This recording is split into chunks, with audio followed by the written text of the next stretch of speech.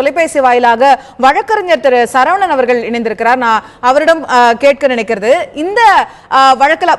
வணக்கம் திரு சரவணன். இந்த வழக்குல மர்டருக்கான செக்ஷன் 302 பிளஸ் பாஸ்கோ ஆக்ட், குழந்தைகளுக்கு எதிரான பாலியல் வன்கொடுமை எதிர்ப்பு சட்டம் போன்ற பல முக்கிய சட்டங்கள்ல தஷ்வந்த் மீது வழக்கு இருக்கிறது. அந்த குற்றம் நிரூபிக்கப்பட்டிருக்கிறது அப்படின்னு நீதிபதி சொல்லியிருக்காரு. அப்போ இந்த சட்டங்களுக்கு கீழே என்ன மாதிரியான இந்த வழக்கமான அதிகபட்ச தண்டனை, குறைந்தபட்ச தண்டனை என்ன எதிர்பார்ப்பு இருக்கும் சரவணன்? இல்ல, அதாவது இது போன்ற வழக்குகள், அதாவது சிறுமியை பலாத்காரம் செய்து கொலை செய்திருக்கிறார் அப்படின்ற இந்த வழக்குல அதிகபட்ச தண்டனையா மரண தண்டனை வரை கொடுக்கலாம். குறைந்தபட்ச தண்டனையாக 14 வருடங்கள் சிறை தண்டனை கொடுக்கலாம். இதுதான் அதிகபட்சம் மற்றும் தண்டனையா இதுல கொடுக்க முடியும். குறைந்தபட்ச தண்டனை இதுல ஆயுள் தண்டனையா தான் இருக்கும். அதிகபட்ச மரண தண்டனை. இதுல இதை சிறப்பாக விசாரித்து ஒரு வருடத்திற்குள்ள இந்த தீர்ப்பு வருவதற்கு உதவியாக இருந்த அனைவருக்குமே எங்களுடைய பாராட்டுகளை தெரிவித்துக் கொள்கிறோம். முக்கியமாக இந்த காவல்துறை அதிகாரிகள், அதில் இருக்கக்கூடிய அந்த அரசு தரப்பு வழக்கறிஞர்கள் அனைவருமே சிறப்பாக செயல்பட்டதுனாலதான் இவ்வளவு விரைவான ஒரு தீர்ப்பை கொடுக்க முடிஞ்சிருக்கு. அதற்கு எங்களுடைய பாராட்டுகள். ரைட். இந்த வழக்குல இப்போ என்ன மாதிரியான இந்த சட்ட ஒரு வருட காலத்திற்குள்ள விரைவாக விசாரணை முடிக்கப்பட்டிருக்கு அப்படிங்கறத தெரிவித்திருந்தீங்க. ஏற்கனவே மற்றொரு வழக்கும் கூட பெண்டிங் இருக்குது. இதே தஷ்வந்த் மேல அவருடைய தாயாரை கொன்ற வழக்கும் கூட இருக்கிறது. அப்போ அந்த வழக்குடைய கன்க்ளூஷனும் இதுவும் என்ன மாதிரியா போகும்? அதுல தனியா தண்டனை வழங்கப்படுமா, இல்ல ரெண்டும் சேர்ந்து இருக்குமா? அதோட ப்ராசஸ் எக்ஸ்பிளைன் பண்ண முடியுமா?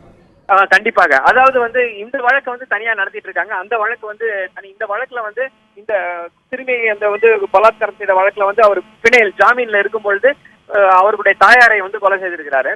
சோ அந்த வழக்கு தனியா நடக்கும். இந்த வழக்குக்கு அந்த வழக்குக்கு சம்பந்தம் இருக்காது. ஆனால் இந்த வழக்குல தண்டனை கொடுக்கும் பொழுது நீதிபதி அவர்கள் அவருடைய நடத்தை, அதாவது இந்த பிணையில வரும்போது எவ்வாறு போய் இன்னொரு குற்றத்தை செஞ்சிருக்காரு அப்படின்றத பார்க்கும் பொழுது, அதுவும் அந்த ஒரு கொடுமையான சொந்த தாயையே கொண்டிருக்கக்கூடிய அந்த கொடூரமான குற்றத்தை செய்திருக்கக்கூடிய காரணத்தினால் கண்டிப்பாக அதை அந்த தண்டனை விஷயத்துல கணக்குல எடுத்துப்பாங்க.